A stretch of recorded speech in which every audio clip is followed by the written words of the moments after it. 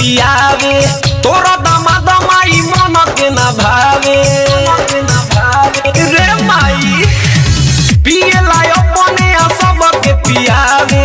तोरा दामाद माई मन के ना भावे जाला निकल देवा घर लेके ठेला अरे माई रे जमाई तोरा भांग बेचेला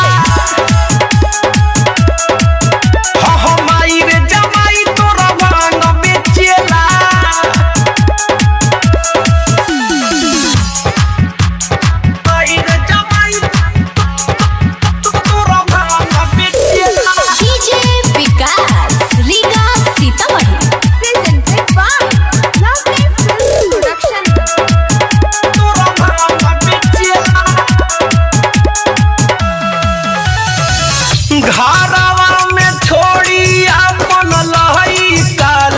गाई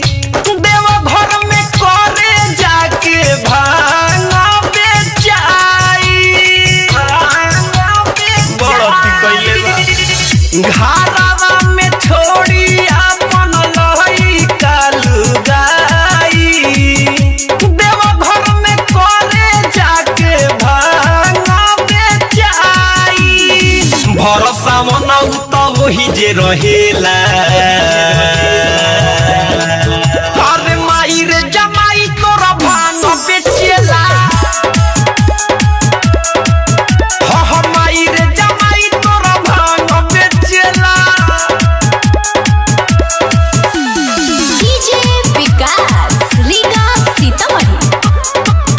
तोरा भांग बेचेला आप सुन रहे हैं अमित पटेल की आवाज में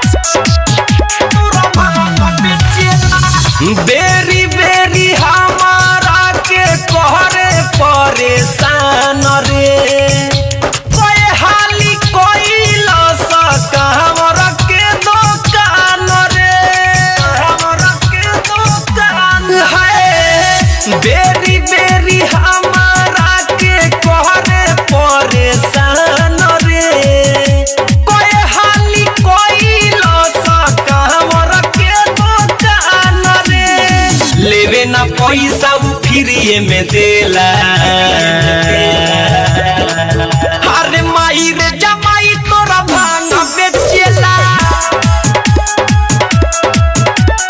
माई रे जमाई तोरा भांग बेचेला पिए लाय अपने सब के पियावे तोरा दामाद माई मन के ना भावे जाला निकल देव घर लेके ठेला